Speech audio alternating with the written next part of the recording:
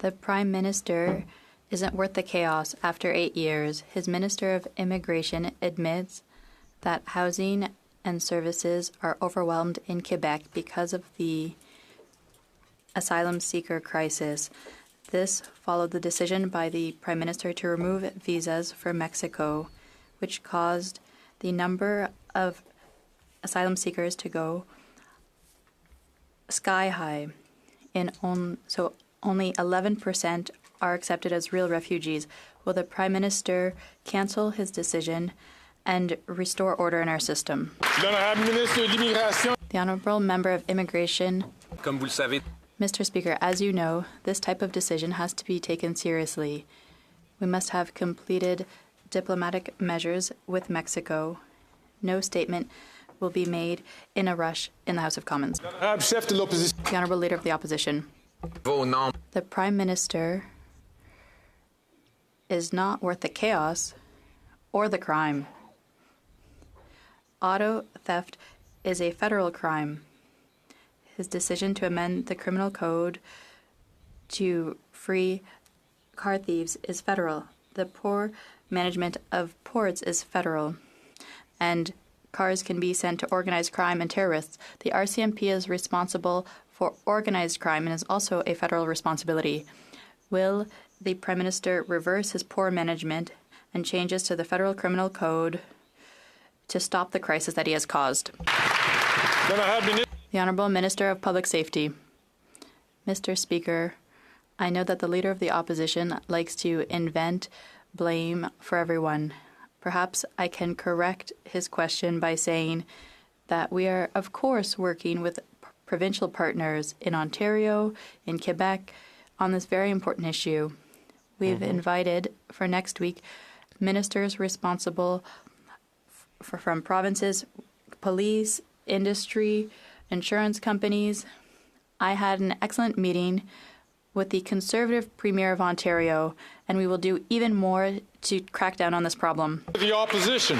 Lots of meetings, lots of photo ops, lots of spending, lots of car theft. After 8 years, this Prime Minister is not worth the car theft crime, which is up 300% in Toronto and 100% in Montreal.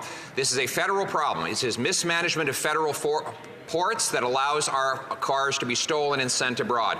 His quick release of criminals on catch and release who steal our cars is a federal matter, and his mismanagement of our federal police force, which is responsible for organized crime. Will he reverse his failures so we can stop the car theft?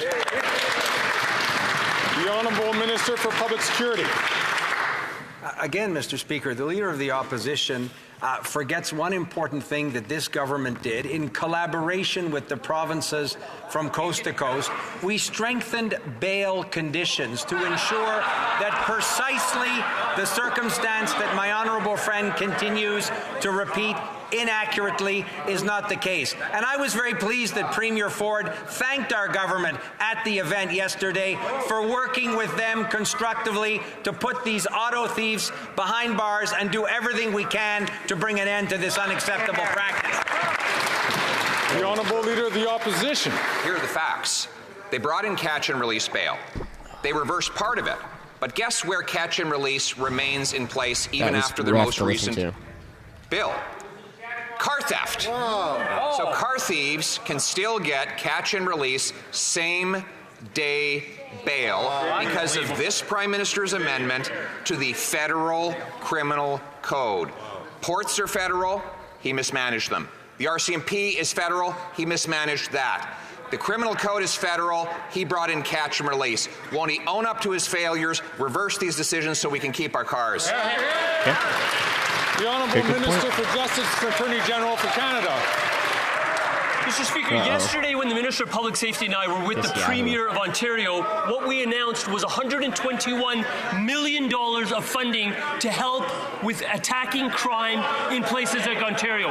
What that will do will help to stop this flow of what we're seeing in terms of auto theft. The other thing we heard from the Premier and what we've heard from the law enforcement officials who were there is that if you want to tackle this, you got to tackle organized crime. Interestingly, the Leader of the Opposition is directing his caucus to vote against anti-money laundering initiatives that are contained in the fall economic statement that would address exactly that. The Honourable Leader of the Opposition. Mr. Speaker, the Prime Minister has accomplished something that only he could do. Our central bank, which can create cash, is actually losing money. Yes. Now, how did this happen? He forced the central bank to create $600 billion of cash to fund his overspending over the last 3 years. To pay for it, the bank makes deposits into the accounts of large financial institutions. Interest rates on those deposits, of course, have gone through the roof, meaning that taxpayers are now forced to bail out those losses. Will he admit that his incompetence now forces Canadians to pay twice, once for the inflation the money printing caused, and twice to bail out the bank, which is failing?